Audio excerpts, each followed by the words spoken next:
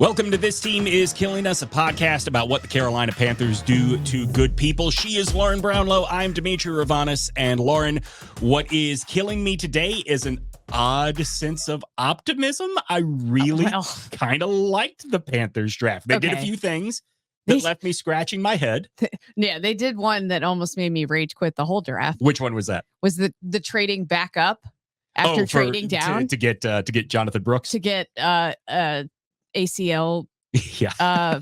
But also you traded down and then you gave up more. No, don't give up anything. It was strange because they went into this draft with 7 picks, right? And they end up making 7 picks. And by the way, pick up another second round pick for next year. Which awesome. I loved. Okay, I will say that first the trade. Yeah. The trade up I liked. I liked the trade down, to pick up stuff, but then immediately they give away like half of it. And I'm like, why?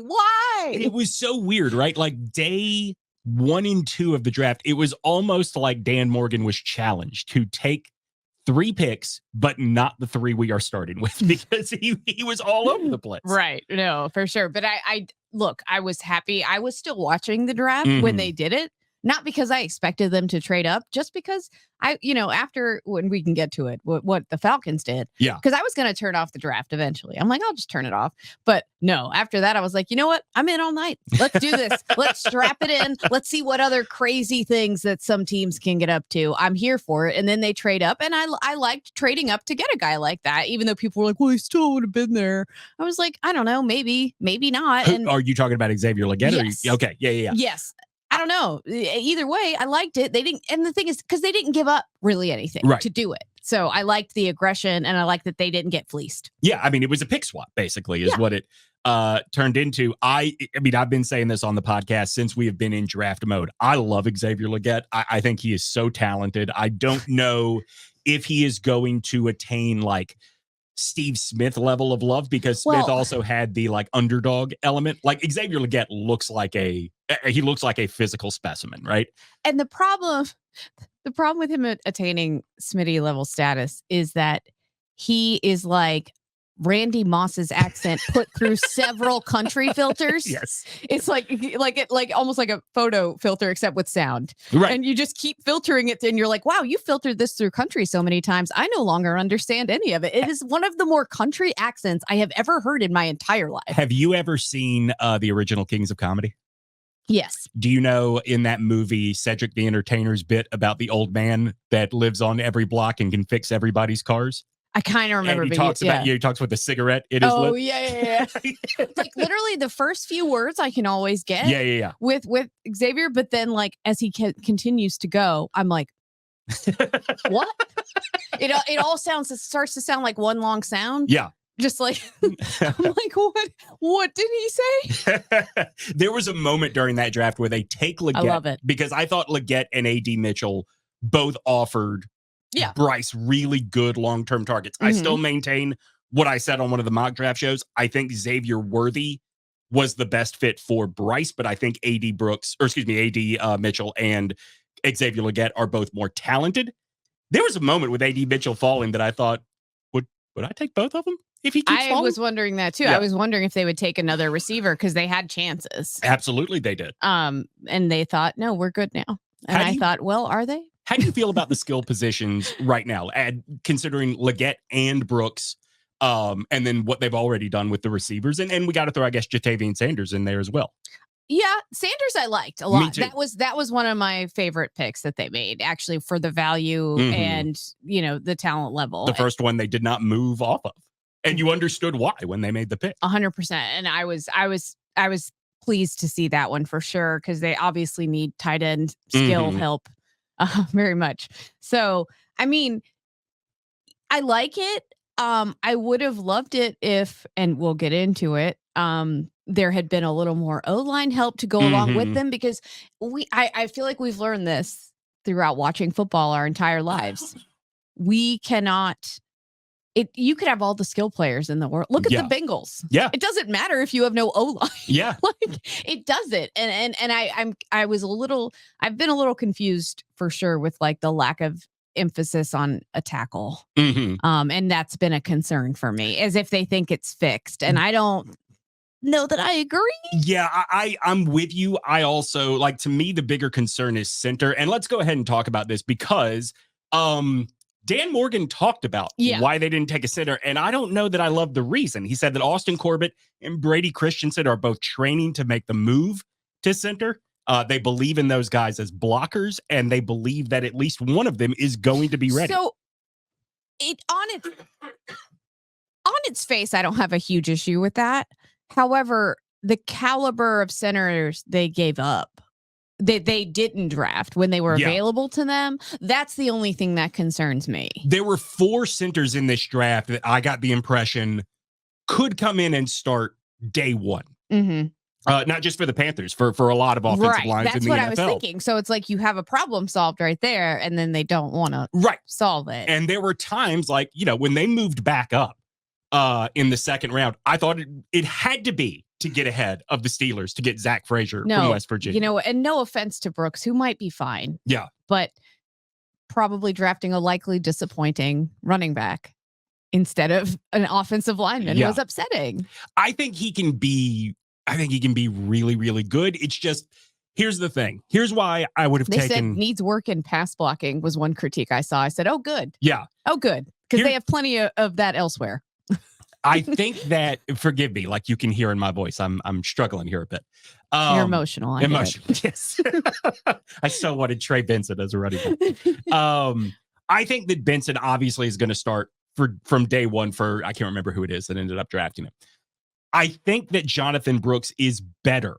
It has a higher ceiling, but coming off of an ACL. Yeah, it's a concern. To draft him in the second round, a guy that's not going to be able to help you for probably the first half of the season is strange. Also maybe you never know until you can never know what's really going on in NFL draft rooms, right? But it did feel like they didn't need to get him there. Yeah. Like if you're going to trade up for that, it's like, why? Was somebody going to get him? Yeah. I also think if you're not dropping Chuba or Miles Sanders and it doesn't seem like they are, hold out and get Audric Estime. That's a nasty runner that can give you a couple of downs. Yeah, I just didn't understand the need.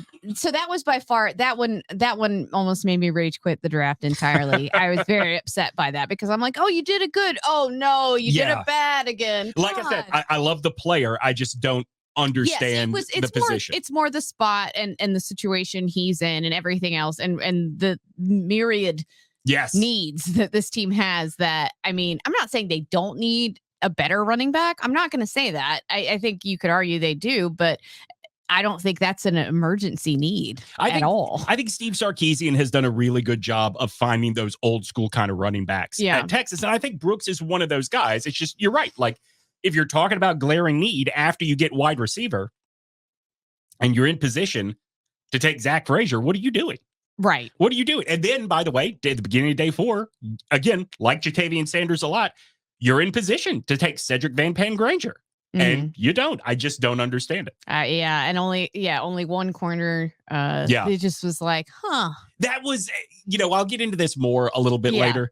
All of the NC State fans chatter about you take a linebacker and it's not PaytonWilson. I didn't understand why. Well, he's not country enough, clearly. No. They're going for country. Were they not? They certainly are. Because isn't he a hog farmer? Yes, he is. He and Xavier will have a lot to. Well, you know what? I'll put my PaytonWilson thing aside for just a minute. Just to wrap up the center conversation, they did sign Andrew Rame as an undrafted free agent. I can't tell you anything about him other than he is a 3-time All Big 12 center. He's coming out of Oklahoma, where until recently that has been the offensive line program in the NFL. So maybe they see it, but also I don't hate that for sure. No, I don't hate that they sign him, but my concern is we already believe that this is kind of a weaker overall draft class. I mean, how many times did you hear on the broadcast that once you get past about day 4, you're already kind of wondering if the guys you take are going to make the roster? Right. If this guy couldn't get drafted in a weak draft class, I'm concerned about how much this actually brings in. I'm curious, what the knock was. On Rain? Yeah. Yeah. I mean, we'll have to, I guess, learn more about that as we go for him along. to be at Oklahoma and do that, yeah, clearly there has to be like a huge issue. Right. Or there has to be something NFL teams are being stupid about. And it could be the latter because Lord knows we've seen it before.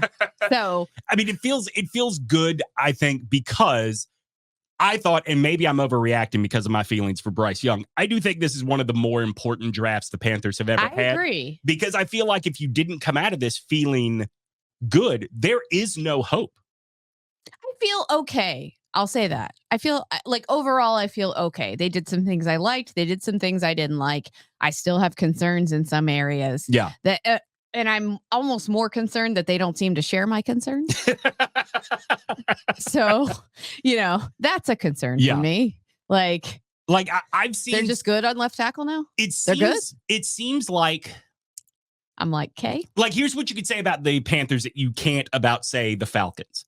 They understood what the needs were for this year. Yeah, they did for the most part, except the running back thing, which was confusing. Yeah. The Falcons can't even let us be the most incompetent. Like, we can't even do being the worst right. Right. Because the Falcons are just always right there. Yeah. Yeah. What was your thought with the Penix pick? Because I'll tell you this. I like Penix. I think he's a lot of fun to watch. I love watching him. I love him. I don't think he is built for the NFL. Like, I think the injury history is so insanely concerning. Well, combined with the fact that he's going to start the season at age 24. And with the Atlanta Falcons. Right.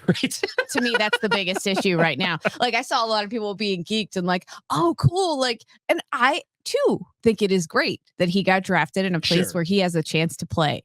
However, do we want that for him? I would say the same thing, by the way, about a quarterback that went to my team. If in the interest of fairness. So I'm not singling out the Falcons here, but Lord knows, like, that's where like promising young talent would go to perish. So I think everybody by now has seen what has become sort of like the viral explanation of the pick, which is the Falcons believe they have a roster and they are going to be really good over the next 2 years, and it would be too expensive to trade up to get into range to take a quarterback of the future. And in 2 years after that, they can cut ties with Kirk Cousins and they've got their man of the future. And they don't like the draft class next year for quarterbacks, and they really liked Penix, all of which makes sense to me. Yeah, and by the way, this is not a Falcons thing, just so everyone has context. Nobody likes the quarterback class coming in next year. It is like all the quarterbacks next year. Hey, yeah. Somewhere Shedeur Sanders is writing our name on his list of haters. Oh, well, okay. Well, and then his offensive lineman will let us come in and unblock to sack him. But no, I mean, I think for me, and maybe this is what that Netflix show did to my brain. Yeah. It had me feeling sorry for Kirk Cousins, which I did not know was possible. However, like, this isn't even the first time that's happened to Kirk, for what and he made clear he didn't like it then. Yeah. And then they just go do it again to him, like playing in his face. Yeah. And you just gave him all of this money. Like, it's one thing if you like sign a quarterback and you got a decent deal on him, he's probably going to start, but he's not like making big money. He's making like enormous money. Yeah. And then you literally draft his replacement and you're like, oh, in 2 years, I guess we're done here. And it's like, I don't know, like on an interpersonal level, if that was a good idea. Just spitballing. Okay, so I talked to a friend about this on Saturday, and we were just, bullshitting about the draft, and he said something that I think makes sense. Not that this is what the Falcons were thinking, but this is how going forward they have to think. Yeah. What if year 3 of Kirk is actually the backup plan for Michael Penix? Because here was something that was put out. Imagine being Kirk and hearing, like, essentially, though, that's what he would have to assume. Yeah, absolutely. And it's like, really? Yeah, the model in the NFL to build a team that wins a lot now is quarterback on a rookie contract, right? Yeah. And that gives you money to spread around to real playmakers. Yes. Like, look at what the Dolphins did with all the receivers they brought in for Tua Tagovailoa a couple years ago. The thing about after 2 years and the idea of we move on from Kirk Cousins, yes, all the guaranteed money is done after 2 years, but Mina Kimes pointed this out on ESPN. If they cut him after year 2, that's still a $25 million cap hit, which erases the advantage of a quarterback on a rookie deal. Do you think the Falcons heard that and someone was like, shit. And they were like, really? Is that true? And they're like looking it up and they're like, oh, shit. This is not a comment on, I can't remember the guy's first name, but the Falcons GM Fontenot or Arthur Blank or anybody else. It is simply a case of like Falcons being Falcons. Like there had to be part of them that thought, oh, maybe they'll forget about it by then. Maybe the NFL will forget about it by then. It will be cool. Maybe there's something in the fine print that we can. That's right. Get our way out of. Take the time to like and subscribe to the show. Leave a comment, not only on YouTube, but wherever you're getting the podcast as well. It helps more Panthers fans find our content online, brings more listeners to the show, and we get to keep doing episodes. So please like, subscribe, and leave a comment, not just a star review. And then also, I do want to remind you, we are doing the first annual sports podcast festival coming to the Rialto in August. Tickets on sale in May right now, whether it is on Twitter or whether it is on Instagram. Follow at SportsPodFest. That is where you will get all the updates. I was going to say the Falcons, like on a day where the owner of our team had a Karen episode in public. We couldn't even be the most embarrassing franchise in our own division. Give us a day, Atlanta. Like, why can't we have a day to be the most embarrassing? Dave Tepper, he has to be stopped, right? Like, I know it's impossible, but it's bringing me so much joy. All right, for people that have not seen or heard the story, let's first lay out the story. There was a restaurant in Charlotte, Dilworth something. Yeah, Dilworth. Was it Draft House maybe or Grill? I don't know. Hold on. Yeah, you look it up because they. You know what? You know why I will? Because good for you. Yes. They had a sign, and this is one of those establishments that puts funny sandwich boards out front of their shop. And on draft day, it said, please let the GM and coach make the pick. It's Dilworth Neighborhood Grill. Dilworth Neighborhood Grill. So driving past Dilworth Neighborhood Grill that day was Panthers owner Dave Tepper, who you may recall is largely believed to have put his finger on the scale to pick Bryce Young instead of CJ Stroud with the number 1 pick last year, right? Yes, so because vibes. Because vibes, sure. So he stops into Dilworth Neighborhood Grill, not to be part of the neighborhood, not to enjoy something delicious from the grill, but to fight.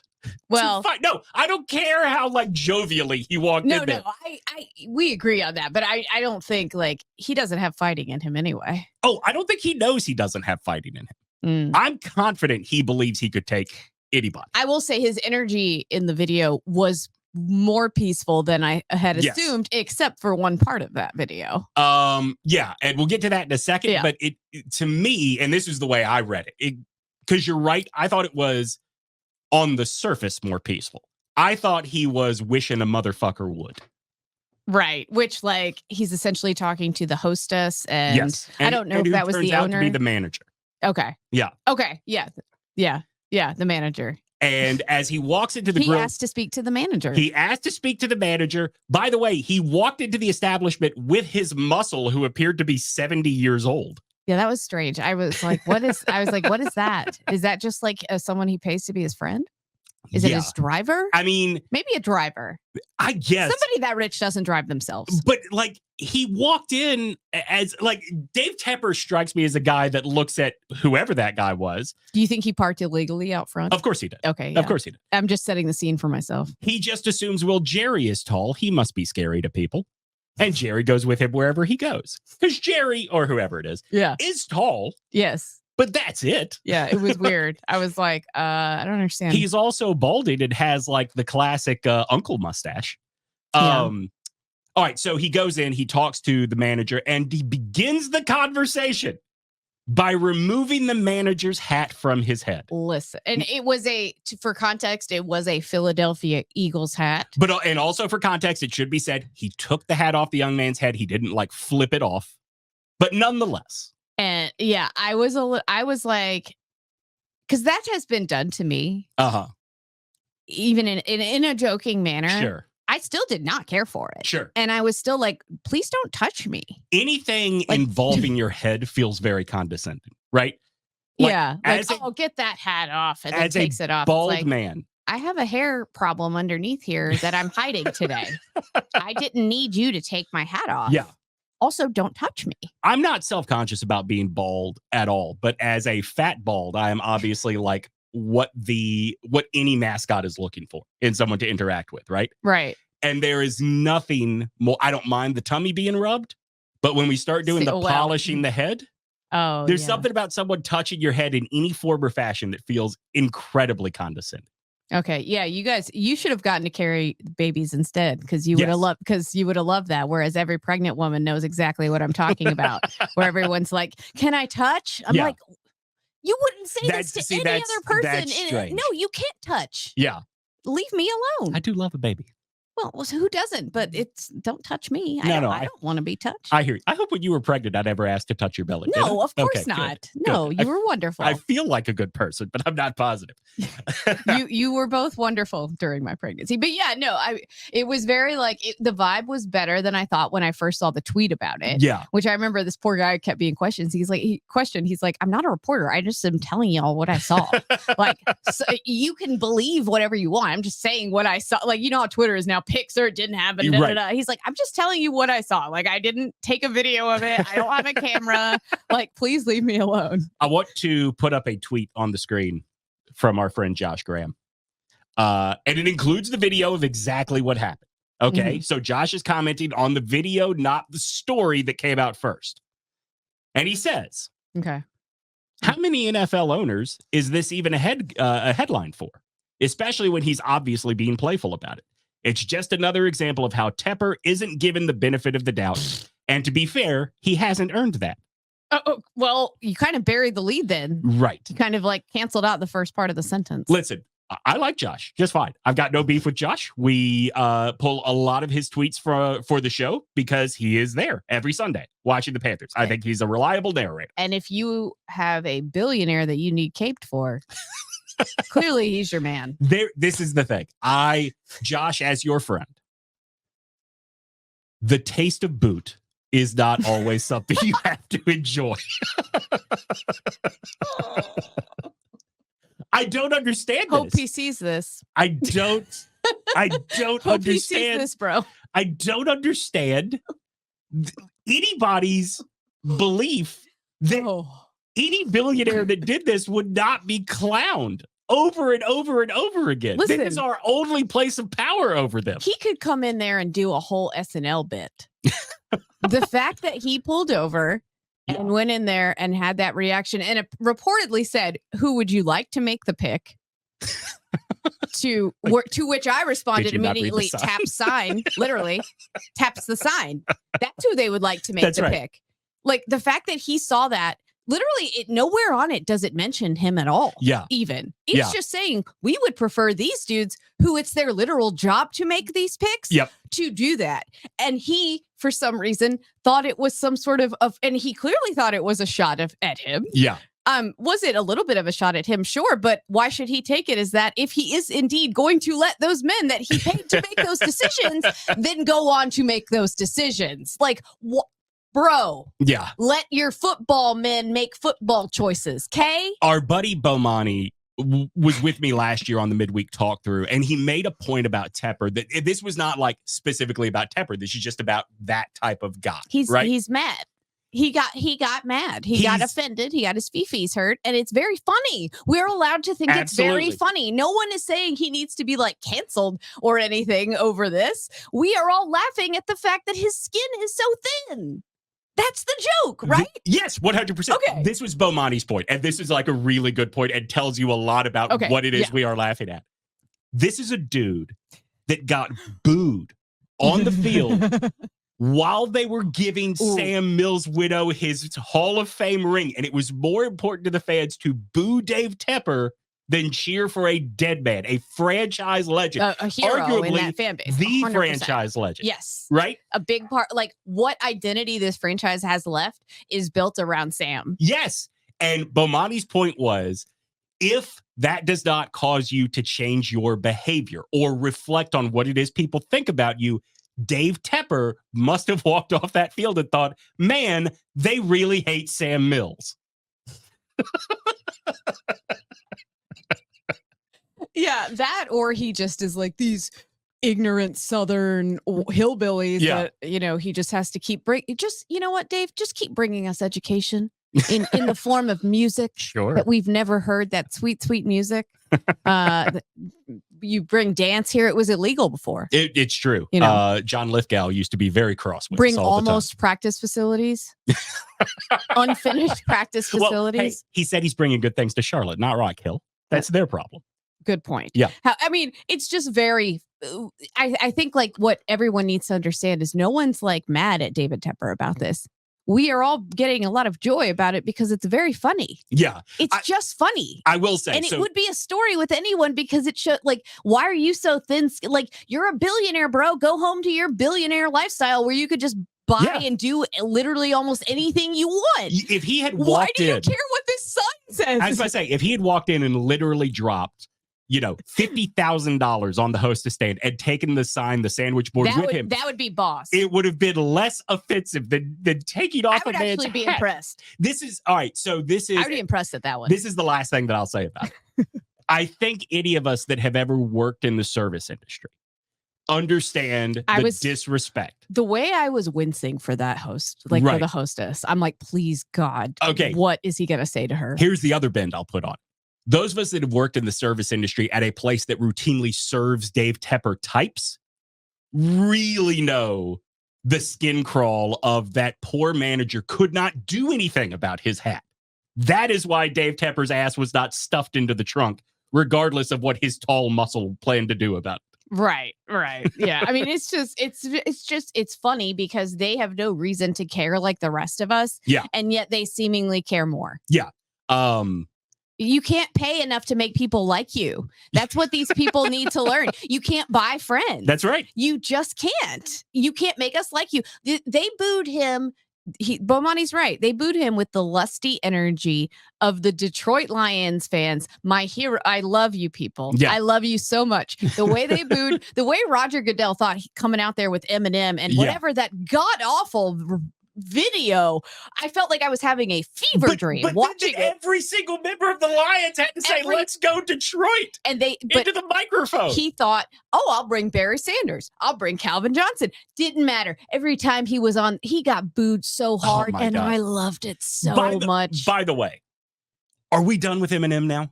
Like, I mean, at this point, he's your dad's favorite rapper. There is nobody under the age of 40 is interested in Eminem. Nobody. Yeah, I mean, I never really was that interested in him in the first place. So I'm the wrong person to ask. Tweeted this, like, I have to come clean. Like, I'm not even but he's got that one song guy. No, I think Eminem fucking sucks. I think he's terrible. But that being said, his staying power flummoxes me.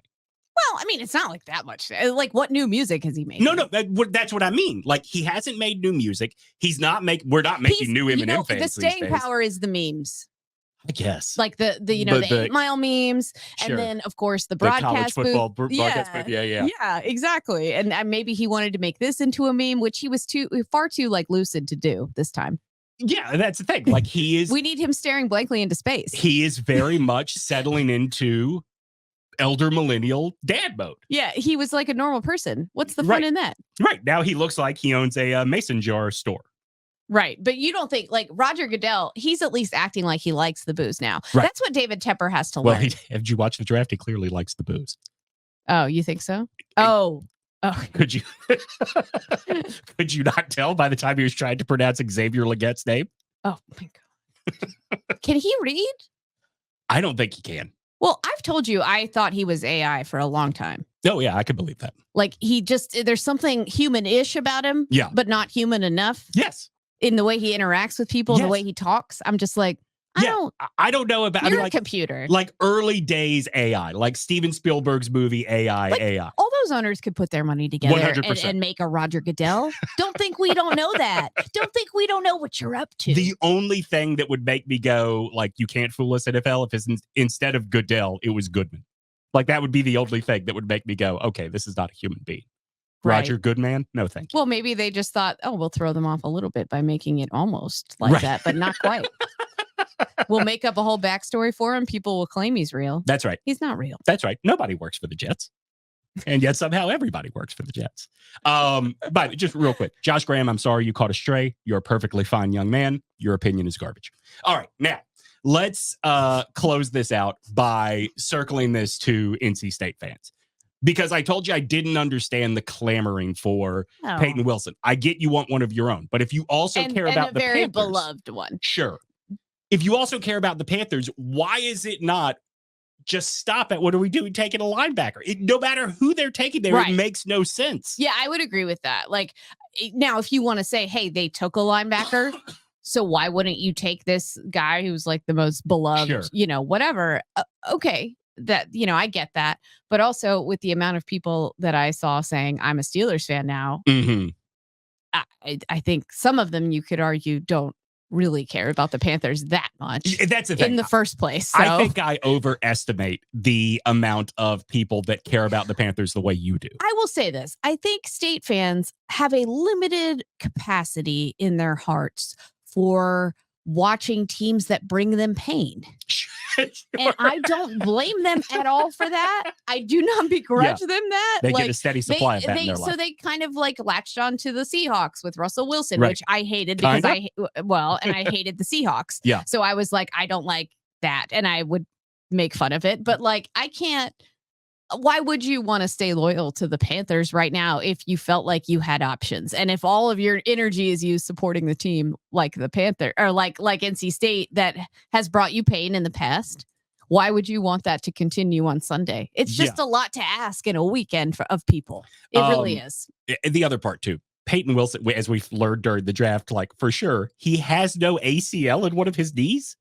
Like, did State fans know this? Did ACC football fans know this? I don't know. Because if you did, shame on you for wanting that for the Panthers. Well, I mean, the Panthers clearly don't mind. Do they? Like, why are we acting like they care about such things? Yeah, fair. So that's the other thing. So they drafted a guy with that kind of history and they drafted a linebacker. So like, you can't argue that those are things that they care about all that much. I guess the only other thing to say then is he did all that with no ACL. That's actually more impressive. I'm very impressed by him. It's just very similar to Michael Penix. Enjoy retirement at 26, which is fine. Like, you made it to the NFL. That's amazing. I just don't trust you're going to hold up. Yeah, no, I know. And I'm not here, though, for the obnoxious influx of Steelers fans into my life. Or Patriots fans, UNC people. We're not doing... Oh, sure. I didn't think about that. You can root for your guy without acting like you're rooting for the whole team. That's all I'm saying. You can still root for your player that you love. Lauren, some of us have made a whole podcast out of that.